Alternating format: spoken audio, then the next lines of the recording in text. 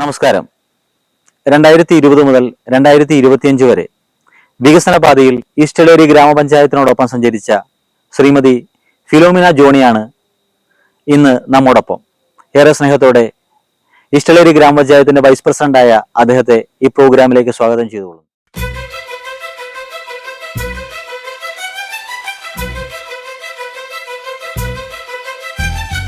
2020 മുതൽ 2025 വരെയുള്ള കാലഘട്ടത്തിൽ ഈ വാർഡിലെ മെമ്പറായിട്ട് പ്രവർത്തിക്കുകയാണ്. എന്തൊക്കെ കാര്യങ്ങൾ ചെയ്തു തീർക്കാൻ വേണ്ടി സാധിച്ചിട്ടുണ്ട് ഈ കാലഘട്ടത്തിൽ? ഞാൻ 11ാം വാർഡിലെ മെമ്പർ, പൊങ്കൽ എന്ന സ്ഥലമാണ് 11ാം വാർഡ്. എന്റെ വാർഡിൽ നിന്ന് വിട്ടിട്ട് 2 വാർഡ് ഇപ്പുറത്ത് നിന്ന് മത്സരിച്ചതാണ്. അപ്പൊ നിലവില് 2020 മുതല് ഇങ്ങോട്ടുള്ള കാലഘട്ടത്തില് എനിക്ക് മെയിനായിട്ടും ചെയ്തത് റോഡുകള്, അതായത് 10-40 വർഷം മുമ്പൊക്കെ ഉപയോഗിച്ചുകൊണ്ടിരുന്ന റോഡുകൾ പഞ്ചായത്ത് ഏറ്റെടുക്കാൻ വേണ്ടി. അതിന് ഏറ്റവും പ്രധാനപ്പെട്ട ഒരു കാര്യം, നമ്മുടെ ചെറുപുഴ പുഴയുമായി ബന്ധപ്പെട്ടുകൊണ്ട് നമ്മുടെ ചെക്ക് ഡാമിന്റെ അവിടെ നിന്ന് വരുന്ന ഒരു ഭാഗമുണ്ട്, ഒരു പുഴയോര റോഡ് എന്ന് പറഞ്ഞാല് തവളക്കുണ്ടിൽ നിന്ന് പോകുന്ന, അത് ഒരുപാട് പാവപ്പെട്ട ആളുകള് 10 സെന്റിലൊക്കെ അങ്ങനെ അത് ഞാൻ വന്നതിന് ശേഷം ഏറ്റെടുത്തു. എന്ന് പറഞ്ഞാൽ കുറെ കാലങ്ങളായ പുഴയോരത്തോടി ആളുകള് പുഴ കടന്ന് അക്കരെ കടക്കുന്ന ആ ഒരു റോഡ്, അതിലൂടെ ഒരു 2.5 കിലോമീറ്റർ. അപ്പൊ അതിനകത്ത് എന്താന്ന് വെച്ചാൽ കൺസെന്റ് കിട്ടാൻ കുറച്ച് ബുദ്ധിമുട്ടുള്ള ഒരു സ്ഥലമായിരുന്നു. അപ്പൊ അത് കൺസെന്റ് പയ്യന്നൂരൊക്കെ നിൽക്കുന്ന പണ്ടപ്പോഴേക്കോ വിറ്റിട്ട് പോയ ആളുകളാ. അപ്പൊ അവരെയൊക്കെ പോയി കണ്ട് അത് എനിക്ക് അതിനകത്ത് നമ്മുടെ ജയൻ UP സ്കൂളിലെ അജയ് മാഷ് എനിക്ക് വലിയൊരു സപ്പോർട്ട് തന്നു. അപ്പൊ അങ്ങനെ അത് വലിയൊരു, ഞാൻ ഈ 5 വർഷത്തിൽ എനിക്ക് എടുത്തു പറയാൻ പറ്റുന്ന ഒരു വലിയ കാര്യം, അതെല്ലാം തൊഴിലുറപ്പിൽ ഉൾപ്പെടുത്തിക്കൊണ്ട് കോൺക്രീറ്റ്, അതെല്ലാം കുറെ കുന്നുമലയും ഉള്ള സ്ഥലമായതുകൊണ്ട് ടാറിങ് നമുക്കറിയാം, ടാറിങ് നമുക്ക് ഈ വർഷം ചെയ്താൽ പിറ്റേ വർഷം പിന്നെ മെയിൻ്റെനൻസ് നിലനിൽക്കുന്നത് 5 വർഷമൊക്കെ നിൽക്കുമല്ലോ. അപ്പൊ അതുകൊണ്ട് കോൺക്രീറ്റ് റോഡുകള് 5 റീച്ച് നമ്മൾ ഓരോ വർഷവും വെച്ച് ഇപ്പൊ ഒരു റീച്ചും കൂടി ഈ വർഷത്തെ, അതായത് ആ ഒരു റോഡ് കംപ്ലീറ്റ് ആയി. കാരണം അത് നമ്മൾക്ക് പറയാലോ, ഏപ്രില് നമുക്ക് മാർച്ച് കഴിഞ്ഞ് ഏപ്രിലാണ് നമുക്ക് പുതിയ സാമ്പത്തിക വർഷം വരുന്നത്. ആ സാമ്പത്തിക വർഷത്തിൽ തന്നെ അത് ടെൻഡറാക്കി DS ഒക്കെ കിട്ടി ടെൻഡറാക്കി അതിന്റെ വർക്ക് എടുത്തു. അത് എന്റെ മാത്രമല്ല കേട്ടോ, പഞ്ചായത്തിലെ എല്ലാ റോഡുകളും നമ്മള്, കാരണം ഇലക്ഷൻ വരുന്നത് കൊണ്ട് നമുക്ക് അടുത്ത വർഷം അടുത്ത ടൈം എന്ന് പറയുന്നത് അറിയില്ല. അത് ചെയ്യുന്നത് അടുത്ത ടൈം എന്ന് പറഞ്ഞാൽ ഡിസംബറിലാണ് ഇനി പുതിയ ഭരണസമിതി വരുന്നത്. അപ്പൊ അവര് വന്നതിന് ശേഷമാണ് മിക്കവാറും എല്ലാ ടൈമിലും ഈ ഇലക്ഷൻ കഴിയുന്ന ടൈമിലെ ആ വർഷത്തെ ഫണ്ടുകൾ എക്സ്പെൻഡിച്ചർ ആകുന്നത്. പക്ഷെ ഈ പ്രാവശ്യം ഞങ്ങള് നേരത്തെ തന്നെ, അത് നിങ്ങൾക്ക് അന്വേഷിച്ചാൽ അറിയാം, ചെറുപുഴ പഞ്ചായത്തും മറ്റു പഞ്ചായത്തും ഒക്കെ ചെയ്യുന്നതിന് മുമ്പ് തന്നെ നമുക്ക് DPC അംഗീകാരം കിട്ടിയ മുറയ്ക്ക് തന്നെ, അതായത് മാർച്ചിൽ നമുക്ക് DPC അംഗീകാരം കിട്ടി. അതിനുശേഷം ഇങ്ങോട്ട് നമ്മള് ബാക്കിയുള്ള നടപടിക്രമങ്ങളെല്ലാം തന്നെ നമ്മൾ പൂർത്തിയാക്കിയിട്ട് എല്ലാം തന്നെ അതിന് ഒരു വ്യത്യാസം എന്താണെന്ന് വെച്ചാൽ, സാധാരണ ഈ ലാസ്റ്റ് വർഷത്തെ പിന്നെ ഫണ്ടുകളൊക്കെ പുതിയ ഭരണസമിതി വന്നിട്ടാണ് അത് ചെയ്യാറ്. കാരണം ഒക്ടോബർ നവംബർ ഗ്രാമസഭയൊക്കെ വിളിച്ച് ഗുണഭോക്താക്കളുടെ ബെനിഫിഷ്യറീനെയൊക്കെ കണ്ടുപിടിച്ച് അങ്ങനെയൊക്കെയാണ്. പക്ഷെ ഈ വർഷം പഞ്ചായത്ത്, ഈസ്റ്റലേരി പഞ്ചായത്ത് ആ ഒരു കാര്യത്തിൽ ഏറ്റവും മുന്നിലാണ്. നമ്മളെല്ലാ വർക്കുകളും, അത് തൊഴിലുറപ്പുമായി ബന്ധപ്പെട്ട എന്ന് പറഞ്ഞാൽ ഒരു വാർഡില് 3-4 റോഡുകള്, കോൺക്രീറ്റ് ചെയ്യാനുള്ള പിന്നെ കലുങ്കുകള്, അതൊക്കെ തന്നെ നമ്മൾ ഈ വർഷം 16 വാർഡില് നമ്മൾ ചെയ്യാൻ തുടങ്ങി. എന്റേത് ഒന്ന് പൂർത്തിയാക്കി, ഇപ്പൊ കഴിഞ്ഞ ആഴ്ചയിൽ ചെയ്തു. ഇന്ന് നാളെയൊക്കെ ആയിട്ട് എല്ലാ വാർഡുകളിലും ചെയ്യുന്നുണ്ട്. അപ്പൊ പിന്നെ അത് അവർക്ക് മാറ്റാൻ പറ്റത്തില്ല. നമുക്കത് ASM TSM കിട്ടി അത് ടെൻഡർ ആക്കി കഴിഞ്ഞാൽ വരുന്ന ഭരണസമിതിക്ക് ആ റോഡ് മാറ്റാൻ പറ്റത്തില്ല.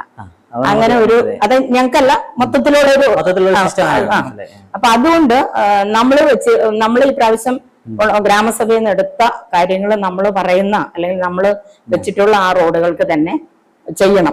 ഇനി പുതിയ ആള് വന്ന ബാക്കി ചിലപ്പോ ഒരു പക്ഷെ ടെൻഡർ എടുത്ത ആളുകളെ വർക്ക് ചെയ്യാൻ താമസിച്ചാൽ പുതിയ ഭരണസമിതി ആയിരിക്കും ചെയ്യേണ്ടത്. പക്ഷെ മാറ്റാൻ പറ്റത്തില്ല. അതുകൊണ്ട് മൊത്തത്തില് റോഡുകളുടെ കാര്യത്തില് തന്നെയല്ല, നമുക്ക് മൊത്തത്തില് പറയുവാണെങ്കിൽ നമുക്കറിയാം 2022 വർഷമൊക്കെ 22-23 ആ ലാസ്റ്റ് വർഷങ്ങളിലൊന്നും നമുക്ക് ഒരുപാട് ഫണ്ടുകള് ചെലവഴിക്കാൻ പറ്റാതെ വന്ന ഒരു സ്ഥിതി ഉണ്ടായിരുന്നു. അപ്പൊ അങ്ങനെ വന്നപ്പോഴ് ഇപ്പോഴും ഈ 2 വർഷം എന്ന് പറഞ്ഞാൽ, കഴിഞ്ഞ വർഷം എന്ന് പറഞ്ഞാൽ 105% പ്രസിഡന്റ് പറഞ്ഞിട്ടുണ്ട്. അപ്പൊ നമുക്ക് ഗ്രാമപഞ്ചായത്തിന് തന്നെ ഒരുപാട് നേട്ടം നമുക്ക് ചെയ്യാൻ വേണ്ടി പറ്റും.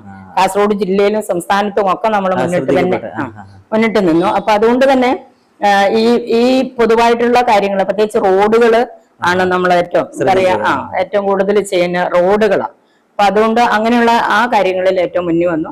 പിന്നെ നമുക്ക് എടുത്തു പറയേണ്ട ഒന്ന് നമ്മളുടെ PHSCയുമായി ബന്ധപ്പെട്ടുണ്ട്. FHSC ഇപ്പൊ നമുക്ക് മുമ്പേ നമുക്കൊരു 3 കോടി അനുവദിച്ചിട്ടുണ്ടായിരുന്നു. അപ്പൊ അത് നമ്മൾ അങ്ങനെ ചെയ്യാണ്ട് നിന്ന് ഇപ്പൊ ഈ 2023 മുതലുള്ള കാലഘട്ടത്തിലാണ് ഇപ്പൊ അത് ചെയ്യാൻ അത് പൂർത്തിയാക്കാൻ അതിന്റെ സബ് സെന്ററുകള്, അതുപോലെ 4 അംഗൻവാടികള് നമുക്ക് 31 അംഗൻവാടിയാണ് ഉള്ളത്. അതിൽ 4 അംഗൻവാടിക്ക് സ്ഥലമോ ഇല്ലായിരുന്നു, ബിൽഡിംഗ് ഇല്ലായിരുന്നു. പക്ഷെ അതെല്ലാം അത് ഓരോ കാരണം കൊണ്ടായിരുന്നു. ഒന്നാമത് നമുക്ക് സർക്കാരിന്റെ കഴിഞ്ഞ വർഷത്തെ ഫണ്ടിന്റെ ലഭ്യതക്കുറവ്, പിന്നെ ആളുകൾ സ്ഥലം കൊടുക്കാത്ത ഒരു പ്രശ്നം ഉണ്ടായിരുന്നു. അതായത് അംഗൻവാടികൾക്ക് സ്ഥലം പണ്ടൊക്കെ കൺസെന്റ് കൊടുത്താൽ മതി, ഇപ്പം ആധാരം ചെയ്ത് നമുക്ക് വേണം. അപ്പൊ അങ്ങനെ ഏറ്റെടുത്ത 4 അതായത് ഒരു 6-7 വർഷമായിട്ട് പഞ്ചായത്ത് സ്ഥലം കിട്ടി, പക്ഷെ നമുക്ക് ഫണ്ടിന്റെ ലഭ്യത കുറവുണ്ട്. അത് ഇപ്പം പഞ്ചായത്തിന് അത് ചെയ്യാന്ന് പറഞ്ഞാൽ എല്ലാം സ്മാർട്ട് അംഗൻവാടികൾ വേണമല്ലോ. അപ്പൊ അതുകൊണ്ട് ആ ഒരു ഇതിലേക്ക് വന്ന് അത് 4 അംഗൻവാടിയുടെയും വർക്ക് ഇപ്പം ഈ കഴിഞ്ഞ വർഷം നമുക്ക് അത് പിന്നെ ഇതാണ് KDP ഫണ്ടാണ്. ഒന്ന് KDP ഫണ്ട് ഉണ്ട്, സാമൂഹ്യക്ഷേമ വകുപ്പിന്റെ ഉണ്ട്, പിന്നെ പഞ്ചായത്ത് വിഹിതം. അത് ഈ പ്രാവശ്യം നമുക്ക് എടുത്തു പറയാൻ പറ്റുന്ന ഒരു കാര്യമാണ്. കാരണം ഒരുപാട് കടമ്പകൾ കടന്നിട്ടാണ് അതിപ്പോഴും നമുക്ക് 4 പാസ്സായി വന്നത്. 2 വർക്ക് തുടങ്ങി, മറ്റേ നിർമ്മിതിയാണ് 2 ചെയ്യുന്നത്. അപ്പൊ അത് അങ്ങനെ ഉണ്ട്. പിന്നെ സബ് സെന്ററുകൾ നമുക്ക് ഇപ്പൊ ചെയ്ത പുതിയ നമുക്ക് ഒന്ന് FHCയുടെ അടുത്ത് തന്നെ ഒരു സബ് സെന്റർ അതിപ്പോ ചെയ്തുകൊണ്ടിരിക്കുന്നുണ്ട്. പിന്നെ എന്റെ സ്റ്റാൻഡിംഗ് കമ്മിറ്റി ആണെങ്കിൽ നമുക്ക് പൊതുഭരണം എന്ന് പറയുന്ന ബില്ലുകള്, വൗച്ചറുകള്, എല്ലാ ബില്ലുകളും സമയബന്ധിതമായി തന്നെ നമ്മള് മാസത്തിൽ ഒരു 2 സ്റ്റാൻഡിംഗ് കമ്മിറ്റിയുടെ യോഗം കൂടും. ആ സ്റ്റാൻഡിംഗ് കമ്മിറ്റിയിൽ വെച്ചിട്ടാണ് നമ്മൾ വൗച്ചറുകളും ബില്ലുകളും ഒക്കെ പാസ്സാക്കുന്നത്. അതുപോലെ തന്നെ പൊതുഭരണം എന്ന് പറയുന്നത് സിസ്റ്റമാറ്റിക് ആയിട്ടുള്ള ഒരു ഭരണ സംവിധാനമായിരുന്നു. അതെ. പിന്നെ മുമ്പൊക്കെ ഉള്ള കാര്യങ്ങളിൽ നിന്ന് വ്യത്യസ്തമായി നമുക്ക് നല്ലൊരു ജനങ്ങൾക്ക് ഉപകാരപ്രദമായ രീതിയിലുള്ള അതെ. അത് എനിക്ക് തോന്നുന്നത് കുറച്ചും കൂടി ഒരു കക്ഷി രാഷ്ട്രീയത്തിന് അതീതമായിട്ട് ഒരു ഭരണം കൊണ്ടുപോകാൻ വേണ്ടി പറ്റിയിട്ടുണ്ട്. കാരണം മുമ്പത്തെ ഇതിലൊന്നും കുറച്ച് വ്യത്യാസം അങ്ങനെ ഉണ്ട്. അത് ഞാൻ മുമ്പും ഉണ്ടായിരുന്നു, ഇപ്പോഴും ഉണ്ടായിരുന്നതുകൊണ്ട് എനിക്ക് അതിനകത്ത് പിന്നെ വരുന്ന ആളുകള് നമ്മള് ഭരണസമിതി എന്ന് പറയുന്നത് നമുക്ക് വലിയൊരു എന്താണ് അവരുടെ കഴിവ് എന്ന് പറയുന്നത് വലിയ കാര്യമാണല്ലോ, നേതൃത്വം കൊടുക്കുന്ന പ്രസിഡന്റും ഒക്കെ. പക്ഷെ അതിലുപരി നമ്മുടെ സ്റ്റാഫ്, പഞ്ചായത്തിലെ ഉദ്യോഗസ്ഥര് എപ്പോഴും ഭരണസമിതിയോട് ഒപ്പം തന്നെയാണ്. അപ്പൊ നമ്മൾ വലിയ പദ്ധതി ഒക്കെ കൊണ്ടുവരുമെന്ന് പറഞ്ഞാലും അവരുടെ സഹകരണം വേണമല്ലോ. അപ്പൊ വരുന്ന സെക്രട്ടറിമാരാണെങ്കിലും മിക്കവാറും ഈശ്വരേരിയിൽ വന്നതൊക്കെ തന്നെ തെക്കുന്നൊക്കെ ഇങ്ങോട്ടേക്ക് ട്രാൻസ്ഫർ ആയി വരുന്ന ആളുകളാണ്. എന്നാലും നമ്മുടെ പദ്ധതികൾക്ക് നമ്മൾ ഈ 105% എത്തി എന്ന് പറഞ്ഞാല് അവരുടെ ഒരു വലിയ സപ്പോർട്ട് നമുക്കുണ്ട്. പിന്നെ എല്ലാവരും ഒന്നിച്ചൊരു ഏകീകരിച്ച് കൊണ്ടുപോകാൻ എല്ലാവരും ഒരു ടീമായിട്ട്, കാരണം അത് ഞങ്ങൾക്ക് അനുഭവപ്പെട്ടെന്ന് പറഞ്ഞാൽ നമ്മുടെ LSCD വിങ് ആണ്. LSCD വിങ് എന്ന് പറഞ്ഞാൽ 2023 ഈ പറയുന്ന ഈ 2 വർഷത്തിന് മുമ്പ് എന്ന് പറഞ്ഞാൽ നമുക്ക് AE ഇല്ല, ഓവർസിയറിൽ ആരും ഇല്ലാത്തൊരു സ്ഥിതിയിലായിരുന്നു മുമ്പുണ്ടായിരുന്നത്. 2022 എന്താണ് ജാനുവരിയിലൊക്കെ നമ്മുടെ വർക്കുകളെല്ലാം പെൻഡിങ് ആണ്. നമുക്ക് TS പോലും ടെൻഡർ വെക്കാൻ പോലും അവിടെ ഉദ്യോഗസ്ഥരില്ലാത്ത ഒരു സ്ഥിതി ഉണ്ടായിരുന്നു. പിന്നെ നമ്മൾ കിട്ടിയ ആളുകളെ വെച്ചിട്ട് ആണ് കാര്യം. അപ്പൊ അതൊക്കെ പിന്നീട് ഇങ്ങോട്ട് വന്ന LSCD വിങ് ആണ് ഏറ്റവും കൂടുതൽ. കാരണം നമ്മുടെ ഏറ്റവും കൂടുതൽ ഫണ്ട് എന്ന് പറയുന്നത് അവരാണ് എക്സ്പെൻഡിച്ചർ ആക്കേണ്ട വിഭാഗം. അപ്പൊ അവര് മാറി മാറി വന്ന എയ്മാരാണെങ്കിലും ഒക്കെ വളരെ സപ്പോർട്ടോടു കൂടി തന്നെ, അതായത് ഉദ്യോഗസ്ഥരും നമ്മുടെ ഒപ്പം നിന്നു. പിന്നെ ലൈഫ് മിഷന്റെ പ്രവർത്തനങ്ങൾ ലൈഫ് മിഷൻ നന്നായിട്ട് പോകുന്നുണ്ട്. ലൈഫ് മിഷൻ നമുക്കറിയാം 2016 മുതൽ ലൈഫ് മിഷന്റെ പദ്ധതി ആയതുകൊണ്ട് പഞ്ചായത്തുകൾക്ക് വേറെ വീട് കൊടുക്കാനുള്ള പ്രൊവിഷൻ ഇല്ലല്ലോ. അതെല്ലാം ലൈഫ് അങ്ങനെ 2-3 പദ്ധതികൾ. അപ്പൊ അതൊക്കെ നമുക്കൊക്കെ എന്ന് വെച്ചാല് പണ്ട് വാർഡ് ബേസിൽ വീടുകൾ പോകുമായിരുന്നു. വാർഡ് ഇപ്പൊ ഒരു 50 വീടുണ്ട്, അത് വാർഡ് ബേസിൽ ഇത്രയാണെന്ന്. അങ്ങനെ ഇപ്പോഴങ്ങനെ അല്ലല്ലോ. ലൈഫ് വന്നതുകൊണ്ട് ഒരുപാട് ആളുകൾ, അതായത് ശരിക്കും പറഞ്ഞാൽ അർഹതയുള്ള ആളുകളുടെ കൈകളിൽ എത്തുന്നുണ്ട്. അത് കൃത്യമായി തന്നെ മെമ്പർമാർ ഇടപെട്ട് അവരെ അഗ്രിമെന്റ് വെച്ച് അതിന് കുറെ നടപടിക്രമങ്ങളൊക്കെ ഉണ്ടല്ലോ. അപ്പൊ അതൊക്കെ ചെയ്യാൻ എല്ലാവരും എല്ലാ വാർഡിലും നമ്മൾ ചെയ്യുന്നുണ്ട്. തൊഴിലുറപ്പ് മേഖലയിലെ പ്രവർത്തനങ്ങളെ എത്രത്തോളം സപ്പോർട്ട് ചെയ്യാൻ വേണ്ടി പഞ്ചായത്ത് തൊഴിലുറപ്പ് പഞ്ചായത്ത് ഇപ്പൊ പറഞ്ഞിട്ടുണ്ടെങ്കിൽ തൊഴിലുറപ്പാണ്. ഇപ്പൊ നമുക്കറിയാലോ പരപ്പ ബ്ലോക്കിലാണ് നമുക്കിപ്പോ ഉള്ളല്ലോ, എല്ലാ ബ്ലോക്കുകളിലും ഇല്ല.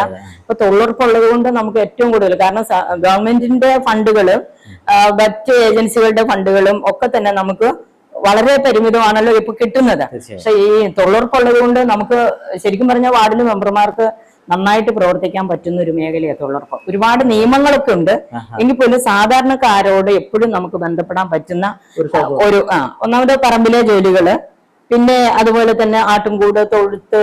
ഇപ്പൊ പഞ്ചായത്ത് പദ്ധതി വെച്ച് മൃഗസംരക്ഷണത്തിൽ നമ്മള് ആടും കോഴിയും തൊഴുത്തും പശുവും ഒക്കെ കൊടുത്തെങ്കിൽ അവർക്ക് ആ കൊടുക്കുന്ന പശു കൊടുക്കുന്ന ആൾക്ക് തൊഴുത്ത് നിർമ്മിക്കാനായിട്ട് നമുക്ക് അവിടെ ഫണ്ടുണ്ട് തൊഴിലുറപ്പുമായി ബന്ധപ്പെട്ട്. പിന്നെ കുളം നിർമ്മിക്കാം, കിണറ്, പൊതുവായിട്ടുള്ള വികസനത്തിന് എല്ലാ കാര്യങ്ങള്, കിണർ റീചാർജ് ചെയ്യുന്നതിന്, അങ്ങനെയൊക്കെയുള്ള ഒരുപാട് പിന്നെ എന്താണ് പ്രോജക്റ്റുകൾ അതിലുണ്ട്.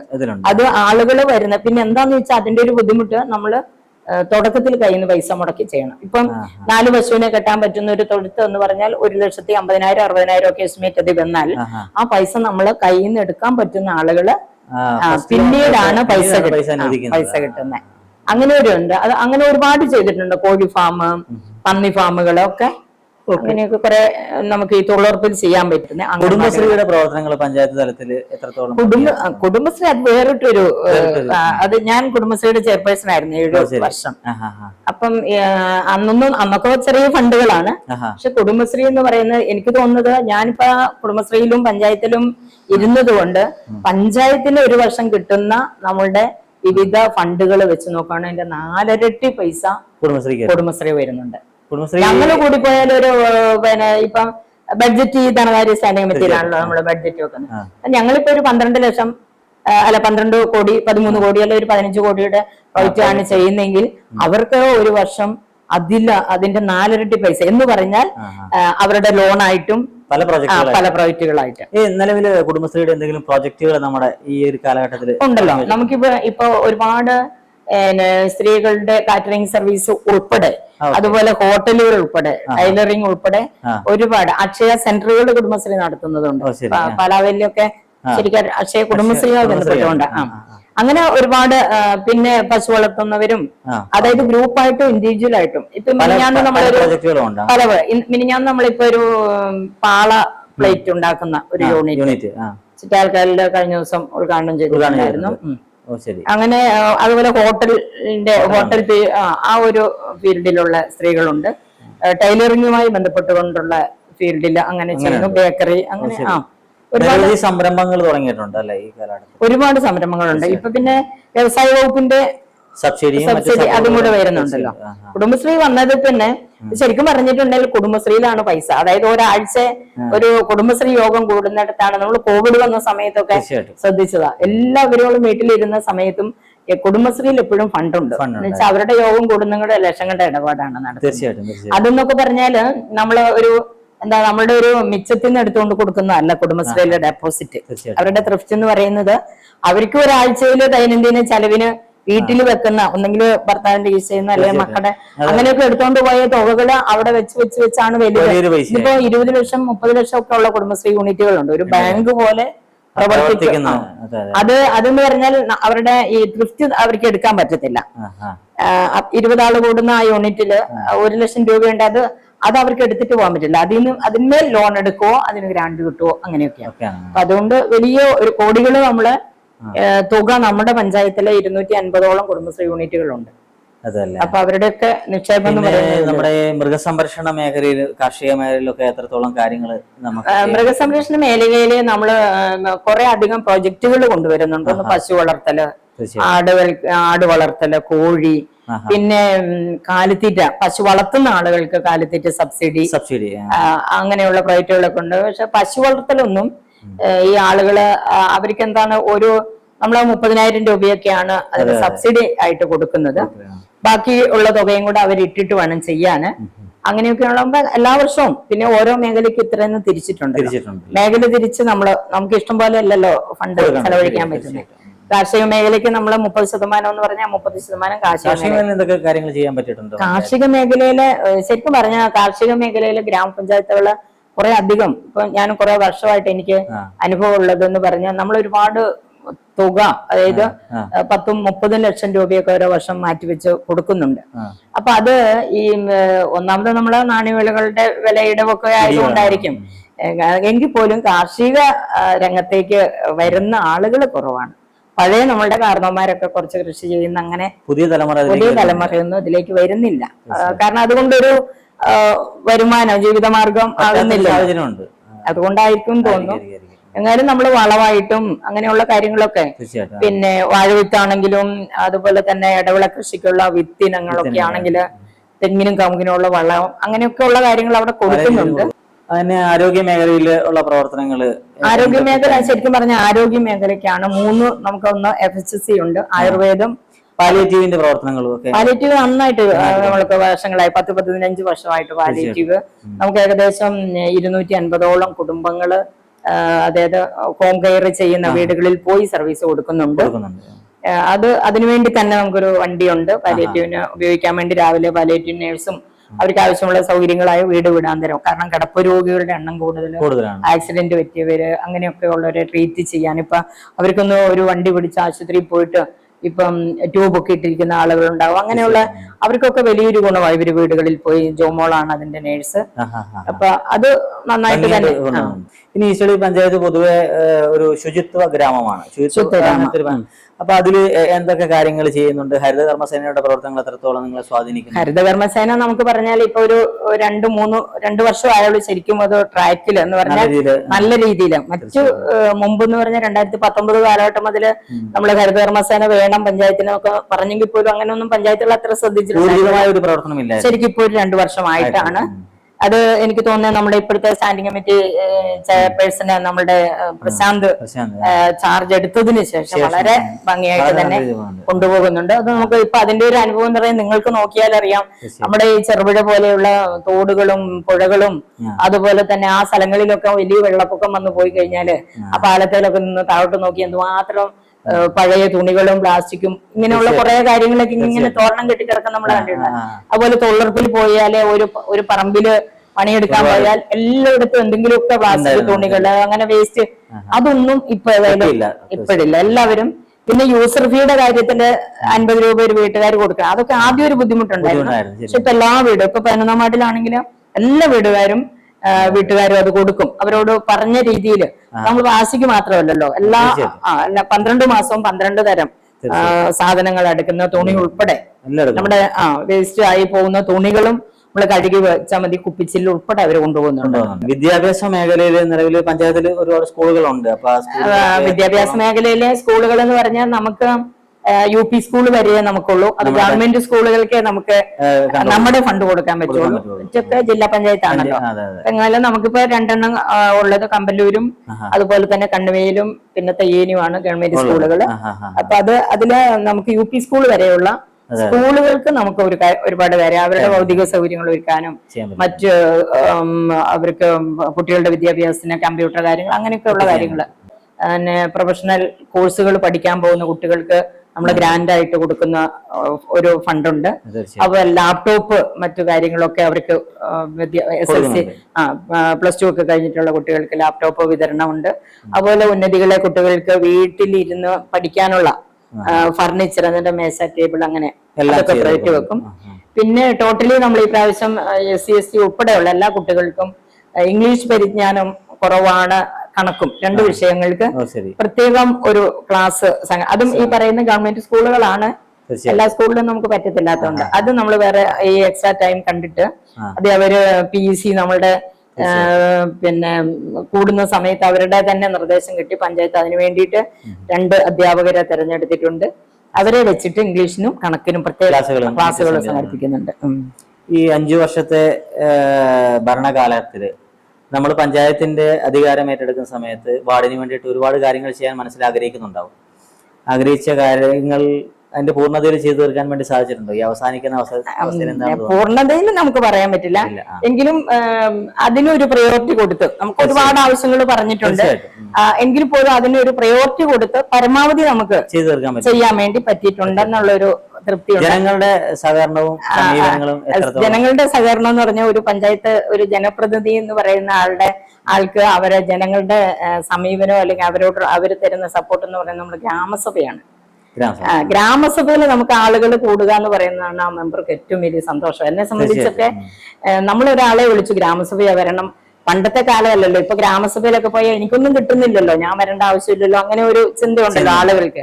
അല്ലെങ്കിൽ കഴിഞ്ഞ പ്രാവശ്യം കുറച്ച് കാര്യങ്ങളൊക്കെ ഈ പ്രാവശ്യം അവർക്ക് കിട്ടണമെന്നില്ല, അങ്ങനെയുള്ള ഒരു വരികയില്ല. പക്ഷെ നമ്മളെ മാനിച്ച്, അതായത് ആ ജനപ്രതിനിധി വാർഡ് മെമ്പറെ നമ്മള് ഗ്രാമസഭ ഇപ്പൊ നിങ്ങൾ വരണോന്ന് പറഞ്ഞാൽ ആ ഗ്രാമസഭയിലെ ആളുകളുടെ പങ്കാളിത്തം നമുക്ക് വലിയൊരു തൃപ്തിയാണ്. അതാണ് എന്നെ സംബന്ധിച്ച്. ഞാൻ കുറെ ടൈമുകളായിട്ട് പഞ്ചായത്തിലുണ്ട്. നമ്മൾ പരമാവധി ആളുകളെ അറിയിക്കും. അതായത് ഗ്രാമസഭ, ചില ആൾ പറയും ഞാൻ ഗ്രാമസഭ അറിഞ്ഞില്ല. അപ്പൊ നമ്മൾ നോട്ടീസൊക്കെ ഇട്ടിട്ടാണല്ലോ സാധാരണ. ഇപ്പം വാട്സപ്പ് ഗ്രൂപ്പുകളൊക്കെ ഉണ്ട്. അതിലും ഉപരി ഞാൻ നേരിട്ട് വിളിക്കും, ഇൻഡിവിജ്വൽ ആയിട്ട് വിളിക്കും. അത് പ്രത്യേകിച്ച് നമുക്കറിയാം ഗ്രാമസഭ ഇപ്പൊ ഞാൻ എന്റെ പാർട്ടിയോട് അല്ലെ എന്നോട് സഹകരിക്കാതെ അല്ലെ ഒരുപക്ഷെ ഇലക്ഷന്റെ സമയത്ത് നമുക്ക് വോട്ട് തന്നിട്ടില്ലാത്ത ഒരാളാണെങ്കിൽ പോലും ഫസ്റ്റ് ഗ്രാമസഭയിൽ ഞാൻ വിളിക്കുന്ന അവരായിരിക്കും, എതിരായിട്ടുള്ള അല്ലെ എനിക്കെതിരായിട്ടുള്ള പാർട്ടിയുടെയോ അല്ലെ നമ്മളോട് താല്പര്യമില്ല എന്ന് തോന്നുന്നു അങ്ങനെ ആളുകളെ, ഒരുപക്ഷെ ഒരു വോട്ട് പോലും തന്നിട്ടില്ലാത്ത ആളാണെന്ന് എനിക്കറിയാമെങ്കിൽ പോലും നമ്മൾ ഒന്നാമത്തെ ഗ്രാമസഭയിൽ ആ ആളെ നമ്മൾ വിളിക്കും, നേരിട്ട് വിളിക്കും. അപ്പൊ അവരിനിയിപ്പോ ഏത് പാർട്ടിയാണെങ്കിലും ജയിച്ചു വന്നു കഴിയുമ്പോൾ മെമ്പർ എല്ലാവരുടെയും മെമ്പർ ആണല്ലോ. അപ്പൊ അതുകൊണ്ട് തന്നെ നമ്മൾ ആ പേഴ്സണലായിട്ട് ഒരു ഗ്രാമസഭയിൽ ഒരാളെ വിളിച്ചാൽ നിർബന്ധമായി വരും. പിന്നെ ഇൻഡിവിജ്വൽ നമുക്ക് കുറെ തൃപ്തി എന്ന് പറഞ്ഞാൽ ഈ പെൻഷൻ കാര്യങ്ങളാണ്. സാമൂഹ്യക്ഷേമ പെൻഷനുകൾ ആളുകൾക്ക് എത്തിച്ചു കൊടുക്കുക എന്ന് പറയുന്നത് വലിയൊരു തൃപ്തി. മെമ്പർ എന്ന നിലയിൽ ഞങ്ങൾക്കൊക്കെ, എനിക്കും ഉണ്ട്, എല്ലാ മെമ്പർമാർക്കും അവർക്ക് പിന്നെ ചില കാരണങ്ങളൊക്കെ കൊണ്ട് തടസ്സം വരും. നമുക്കറിയാം ഇപ്പോഴത്തെ പെൻഷൻ എന്നൊക്കെ പറഞ്ഞ ഒരുപാട് രേഖകൾ സമർപ്പിക്കണം, 2 ഏക്കറിലധികം സ്ഥലം പാടില്ല, അങ്ങനെയൊക്കെ കുറെ നിയമങ്ങളുണ്ടാവും. ചില ആളുകൾക്ക് ഒന്നുമില്ലാത്ത ആളായിരിക്കും, അവർക്ക് ചിലപ്പോൾ 2 ഏക്കർ എന്ന് പറയുന്ന സ്ഥലത്തിൽ അധികം സ്ഥലം, ഇപ്പൊ തെയ്യേനിയൊക്കെ 2 ഏക്കർ എന്ന് പറഞ്ഞാൽ ആ മലമണ്ടയിലുള്ള ആളുകൾക്ക് എന്തോ ആവുക.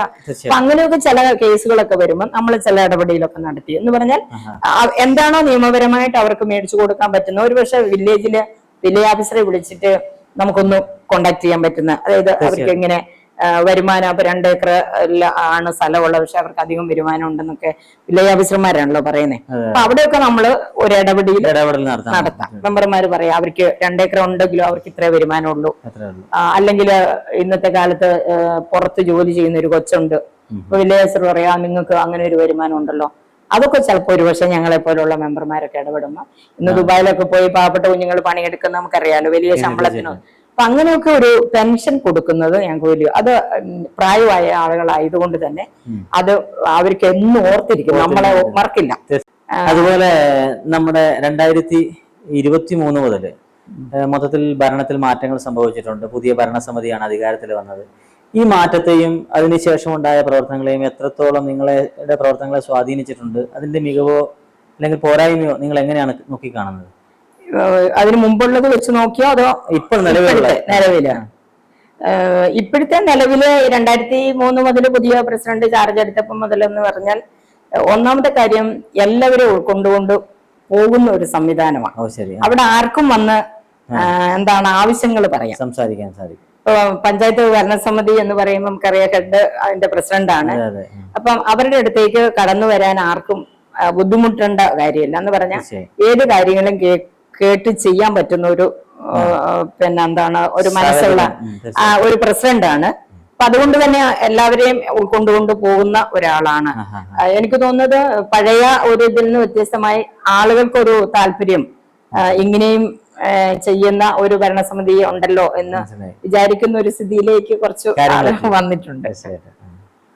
നിങ്ങളുടെ പ്രവർത്തനങ്ങൾ എത്രത്തോളം സപ്പോർട്ട് ചെയ്തിട്ടുണ്ട് പുതിയ ഭരണസമിതി, നിങ്ങളുടെ വികസന പ്രവർത്തനങ്ങളെയും മറ്റ് കാര്യങ്ങളൊക്കെ? പുതിയ ഭരണസമിതി എന്ന് പറഞ്ഞാൽ പുതിയ ഈ 2 വർഷത്തിന് ശേഷം അധികാരത്തിൽ വന്ന ടീം, അല്ല നമുക്ക് അതിനു മുമ്പത്തുണ്ടായിരുന്ന ഒരു 3 വർഷം എന്ന് പറയുന്നത് അത് അങ്ങനെ ആ ഒരു ടീം മാത്രം പഞ്ചായത്തുമായിട്ട് അങ്ങ് പോകുന്ന സ്ഥിതിയായിരുന്നു. കാരണം ഇപ്പുറത്ത് ഇരിക്കുന്ന പ്രതിപക്ഷം എന്ന് പറയുന്നത് ഇല്ല, അങ്ങനെ എന്ന് പറഞ്ഞാൽ അവർക്ക് ശരിക്കും അവർക്ക് അവിടെ വലിയൊരു ഒരു റോൾ ഇല്ലാത്ത രീതിയിൽ എന്ന് പറയാം നമുക്ക്. പിന്നെ എന്നെ സംബന്ധിച്ച് എനിക്കിപ്പം പഴയ ആളുകളായിട്ട് ഞാൻ വ്യക്തിപരമായിട്ട് എല്ലാവരുമായിട്ട് ഒരു ബന്ധം വൈസ് പ്രസിഡന്റ് എന്ന നിലയിൽ എന്റെ മുമ്പിൽ കൊണ്ടുവരുന്ന എന്ത് ആവശ്യങ്ങളും ഏത് വാർഡൊന്നും നോക്കിയിട്ടല്ല. നമ്മൾ അന്നുള്ള ഭരണസമിതി ആണല്ലോ ഇപ്പോഴും ഈ 2 വർഷം. അപ്പം ഇവരൊക്കെ ആയിട്ടുള്ള ഒരു ബന്ധം പാർട്ടിക്ക് അതീതമായിട്ടുള്ളതാണ്. അങ്ങനെയൊക്കെ ഉണ്ടായിരുന്നത് കൊണ്ട് എനിക്ക് അങ്ങനെയല്ല അന്നത്തെ പോലെ ഒരു സപ്പോർട്ടൊക്കെ ഇന്ന് നമുക്ക് പഞ്ചായത്തിന്റെ കാര്യങ്ങളിൽ ഉണ്ട് എന്നുള്ള ഒരു ഏകദേശം 5 വർഷക്കാലത്തോളം ഈ 11-ാം വാർഡിൻ്റെ മെമ്പറായും ഈസ്റ്റളേരി ഗ്രാമപഞ്ചായത്തിൻ്റെ വൈസ് പ്രസിഡൻ്റായിട്ടും പ്രവർത്തിക്കുകയായിരുന്നു. നിങ്ങളുടെ പ്രവർത്തനങ്ങൾക്ക് എല്ലാവിധ നന്ദിയും നമസ്കാരം.